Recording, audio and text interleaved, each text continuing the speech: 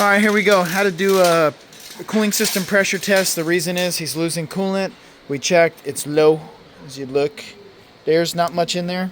So we know there's a leak. We happen to already know where the leak is, but this is how you'd actually diagnose it. We're gonna go ahead and hook up the pressure tester. I'm gonna show you what'll go wrong, and then show you how to make it go right. And so we'll do a wide view. That adapter is just the one that fits the radiator. They all have this. So you got to find the bottom one that fits your actual radiator. Go ahead. All right, so you're going to slide that one on. Now, Abdul, this is your, as far as I understood, your first time. So we'll be going step by step. Now, when you slide that on, I'm going to show you something. Everybody gets messed up on these. When they're ramped up like that, see how it's on the ramp? It feels loose. That's normal. So you get it in position, and then you should be able to take it off the ramps like this, and it should get tight. Cool? Now start pumping. Pump up the jam. But don't sing. That's for me.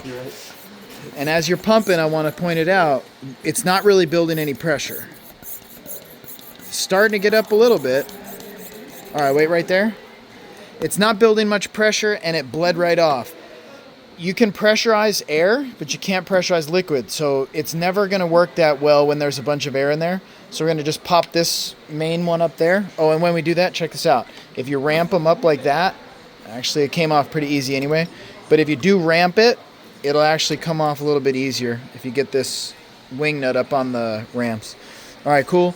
So now we need to fill it with coolant, but because we know it's leaking, water. It's not bottled water. It's repurposed, highly efficient. So we'll just see how much water it's going to take, and we'll get her filled up.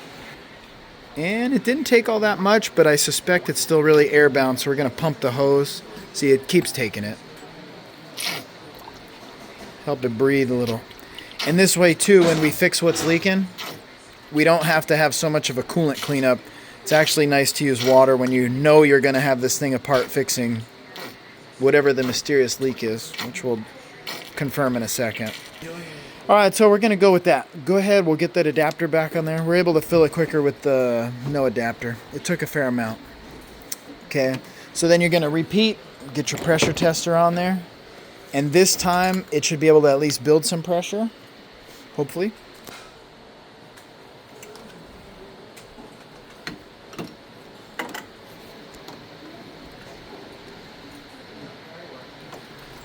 There you go.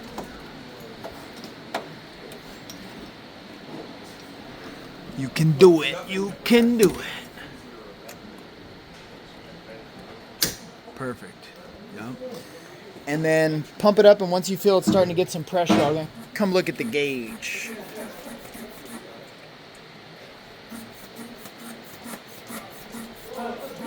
Feel it building anything? Is it silver?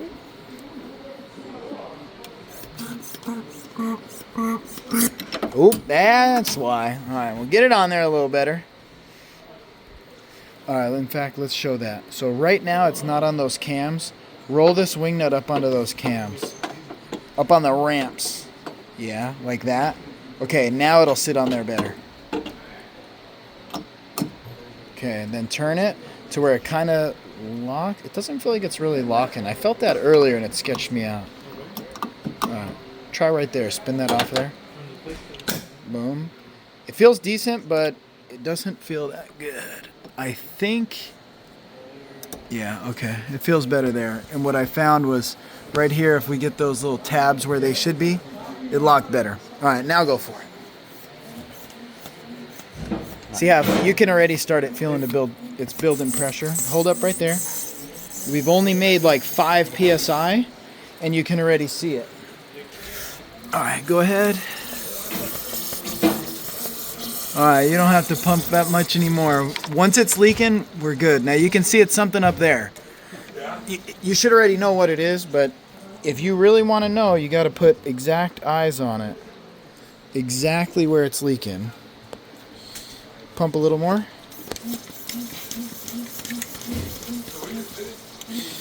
All right, so it's very tough to see the pinpointed source. However, what do you guys think? I mean, there's only one thing in that area, so you know. Top of the radiator? Exactly. So on the radiator, we've got this We got this plastic tank. You can see it better? You can see the red all across the floor. Okay, so that's a good clue right there. If you were to have pulled this cover off, you'd notice there's this kind of pink, reddish crustiness that's been there for a while. You can see it just barely. That was already a clue. So as soon as this came in and I smelled the hot coolant and I looked right there and you can see some crusty, dried up coolant, you already know this radiator's leaking. However, I would still do the pressure test because let's just say that radiator is seeping and you don't realize it, but there's like a major hole in the hose or something, and the hose just got the hole. It won't have the dried up, crusty stuff. I'd always do the pressure test. That way you can pinpoint like what's leaking for sure. Now the other thing is, hey, thank you. We also were only able to get what, 4 psi? So let me make a point real quick. Go ahead, try to pump it up more. All right, so you're pumping away and we can only get 4. If there's some other leak somewhere in here, let's say this water pump is seeping, you have no way to really find that out right now. You can't even build more than 4 psi. So the customers may not like it, but we may need to tell them, we need to fix this, and then we need to repressure test it. And if we repressure test it and we find another leak, it's not because we didn't do a good job, it's just we couldn't get it up to the CAPS rating, which is typically around 15. There's your full lesson.